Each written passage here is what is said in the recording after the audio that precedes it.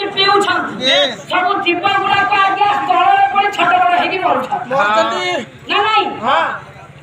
ତ ଯେମିତି ସେଇଭଳି ଯେତେବେଳେ ମୋ ଭାଇ ଭଲୁକ ମାଙ୍କଡ ଗୁଡାକର ପେକକୁ ମରି ରକ୍ତକୁ ପିଇବ ମୁକ୍ତ ଶରୀର ଗୁଡା ପଡିବ ସେ ବିଷୟରେ କମା ତଳେ ପଡିକି କ୍ଷେତ୍ରରେ ଯେତେବେଳେ ମୃତ ଶରୀର ଗୁଡାକ ପଡିବ ସିଏ କଣ ହବ ପଚି ସରିଯିବ ଭଞ୍ଜ କହିଲେ ମୋ ବାପା କଣ କହିଲେ ପଞ୍ଚକ ଗୁଠ ଚିଣା ପଞ୍ଚକ ବୋଲତେ ବିଲୁଆ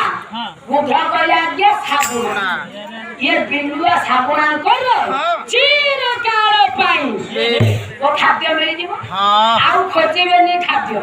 ସାବୁଣା ଭିଡ଼ିକି ଖାଇବେ ବିଲୁଆ ବି ଭିଡ଼ିକି ଖାଇବେ ନା ଭାଇ ଆଗୁଆ ଭାବୁଛି ଆଜ୍ଞା ରାବଣ କୁମ୍ଭକର୍ଣ୍ଣ ଶୋଇଛି ଡାକିଲା ଆଜ୍ଞା ରାବଣ